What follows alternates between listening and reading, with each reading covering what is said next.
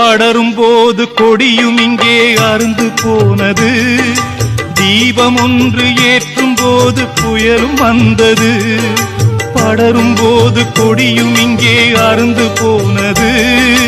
தீபம் ஒன்று ஏற்றும் போது புயலும் வந்தது. நிழலை தந்த சோலை இன்று அனலை வீசுது.